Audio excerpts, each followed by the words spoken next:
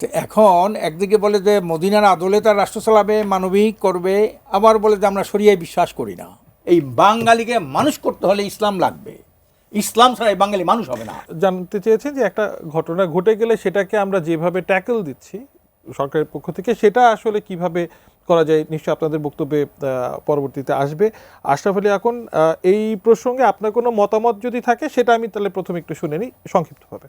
পেরোলে মুক্তি দিয়ে জানা যায় শরিক হওয়া বা না দেওয়া, পেরোলে মুক্তি পরপর ডান্ডা বেরি পড়াইয়াও বাপমার মৃত্যুতে আমরা দেখেছি ইতি আমলে, যেটা কত অমানবিক, ডান্ডা বেরি পড়াইয়ে তারপরে আপনার জানা যায় শরিক হইতে হয়েছে আর কি।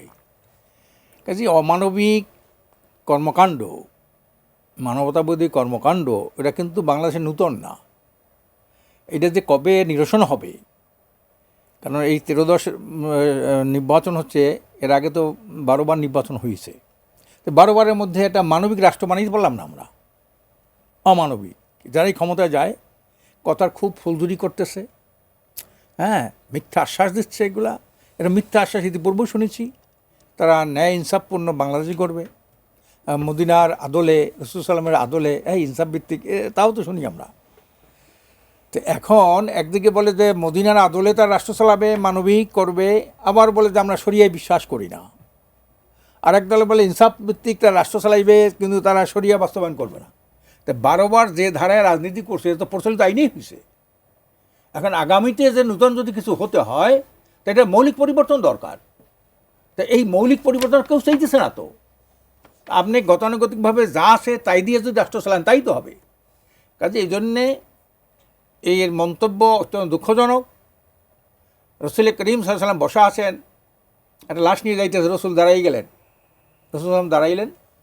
তখন এক সাহাবী বললেন, ইয়া রাসূলুল্লাহ, এই তো ইহুদির লাশ, এই লাশটা তো ইহুদির, মুসলমান না। রসুল বলেন, উনি মানুষ তো, লাশকে সম্মান করা, শ্রদ্ধা করা, এই দুনিয়ার সর্বকাল সর্বশ্রেষ্ঠ নবী, উনি দাঁড়াই গেলেন। যখন বললেন যে এটা মুসলমানের লাশ না, এটা ইহুদির লাশ, রসুল বললেন যে মানুষ তো, তা মানুষ হিসাবে মানবিক মর্যাদা দেওয়ার মতো মন মানসিকতা, সেই চরিত্র আমাদের কখনোই সৃষ্টি হয় নাই।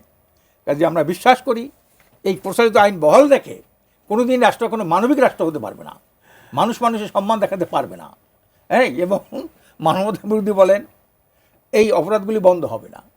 এই জন্য আমরা পরিষ্কার বলি যে মৌলিক সংস্কার হবে, মানবরচিত তন্ত্রমন্ত্রের মাধ্যমে এই দেশটা কখনো মানবিক রাষ্ট্র হবে না, ন্যায় ইনসাফপূর্ণ রাষ্ট্র হবে না। এইটার মধ্যে দরকার একমাত্র আল্লাহ প্রদত্ত। আল্লাহ কোরআনে পরিষ্কার বলছেন, আল্লাহ আল্লাহুল খালক ওয়াল আমর, যে সৃষ্টি করেছে বিশ্বব্রহ্মাণ্ড আমি, আর আইন চলবে আমার, কার? আল্লাহর। আপনি যখন একটা ঘড়ি কিনতে যান একটা ক্যাটালগ দেয়, একটা ফ্রিজ কিনতে যান ক্যাটালগ দেয়, একটা মোবাইল কিনতে একটা ক্যাটালগ দেয়। ক্যাটালগটা যদি আপনি ফলো না করেন, ওই আপনার জিনিসটা কিন্তু 5, 10, 20 হাজার, 50 হাজার জিনিসটা ভালো সার্ভিস দেবে না। তো একটা দুনিয়াবি একটা সামান্য জিনিস, 20-50 হাজার টাকার একটা জিনিস যদি ক্যাটালগ ফলো না করলে, সার্ভিস না দেয়, তাই বিশ্ব ব্রহ্মাণ্ড যিনি সৃষ্টি করলে নাই, এই যদি ওনার আইন যদি আমরা ফলো না করি, কিন্তু শান্তি আসবে না কোনোদিন। ওনার আইনকে পরিষ্কার লিপিবদ্ধ আছে পবিত্র কোরআনের মধ্যে, আর এই আইনের ব্যাখ্যা দিচ্ছেন রাসূল করিম সাল্লাল্লাহু আলাইহি ওয়াসাল্লাম নিজে। আর এই আইন বাস্তবায়ন করে সাহাবায়ে কেরাম দুনিয়ার সর্বকালের সর্বশ্রেষ্ঠ মানুষ হয়েছিল। কাজেই আমরা মনে করি যতদিন পর্যন্ত রাষ্ট্র কাঠামো, রাষ্ট্রের আইন কানুন, এ দেখে নেতার পরিবর্তন বড় জিনিস না, নেতা তো কত হয়েছে, কিন্তু পরিবর্তন দরকার হলো নীতির।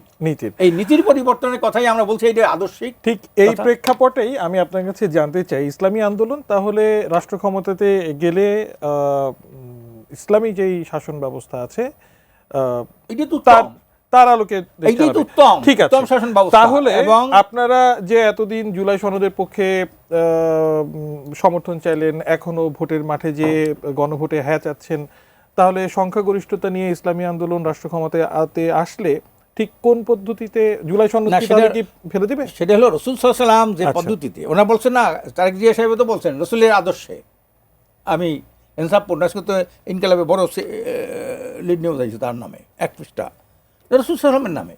আর যখন মিলাদুন নবী আসে, সিরাতুন নবী, তখন কিন্তু সবাই রসুলের গুণগান গায়। এই আদর্শে, ওনার আদর্শের মধ্যে জীবনের এই উন্নতি অবনতি। আর সবচেয়ে হলো যে এই জাতিটাকে মানুষ বানানোর জন্য এই 12 বার নির্বাচনে কিন্তু এই জাতিটাকে মানুষ বানাইতে পারে নাই।